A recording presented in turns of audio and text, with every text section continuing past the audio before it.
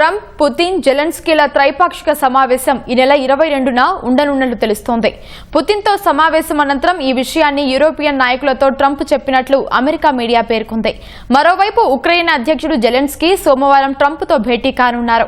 ఈ సమావేశానికి యూరోపియన్ దేశాల నాయకులకు కూడా ట్రంప్ ఆహ్వానించినట్లు అధికారిక వర్గాలు పేర్కొన్నాయి. రష్యా ఉక్రెయిన్ యుద్ధం ముగింపునకు అమెరికా తీవ్రంగా యత్నిస్తోంది. అలస్కాలో రష్యా అధ్యక్షుడు పుతిన్తో భేటీ తర్వాత ఉక్రెయిన్ అధ్యక్షుడు జెలెన్స్కీకి ట్రంప్ ఫోన్ చేశారు. త్రైపాక్షిక శిఖరాగ్ర సమావేశం ప్రతిపాదనను జెలెన్స్కీ ముందుకు తీసుకురాగా ఆయన అంగీకరించారు. ఈ నేపథ్యంలో ముగ్గురు అధ్యక్షుల మధ్య త్రైపాక్షిక సమావేశం ఆగస్టు 22న ఏర్పాటు చేయాలని అమెరికా అధ్యక్షుడు యోచిస్తున్నట్లు ఆ దేశ మీడియా పేర్కొంది. పుతిన్తో సమావేశం అనంతరం ఈ విషయాన్ని యూరోపియన్ నాయకులతో ట్రంప్ చెప్పినట్లు తెలిపింది.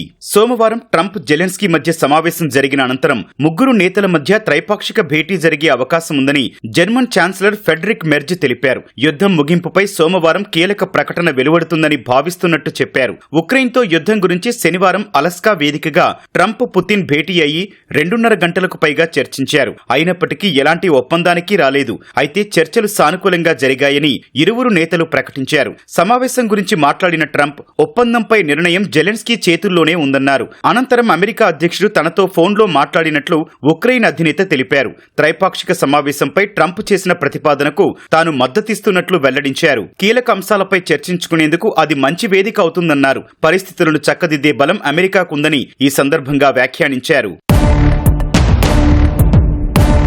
వాషింగ్టన్ డీసీలో ట్రంప్తో జెలెన్స్కీ సమావేశం అవ్వనున్న నేపథ్యంలో ఐరోపా నేతలు అప్రమత్తమయ్యారు. గతంలో ట్రంప్తో జెలెన్స్కీకి చేదు అనుభవం ఎదురైన ఘటన నేపథ్యంలో అది పునరావృతం కాకుండా ఉండేందుకు చర్యలు తీసుకున్నారు. ట్రంప్తో స్నేహపూర్వకంగా మెలిగే ఫిన్లాండ్ అధ్యక్షుడు అలెగ్జాండర్ స్టబ్ను, ఇతరులను ఉక్రెయిన్ అధ్యక్షుడికి సాయంగా వాషింగ్టన్కు పంపనున్నట్లు యూరప్ దౌత్యవేత్తలు తెలిపారు.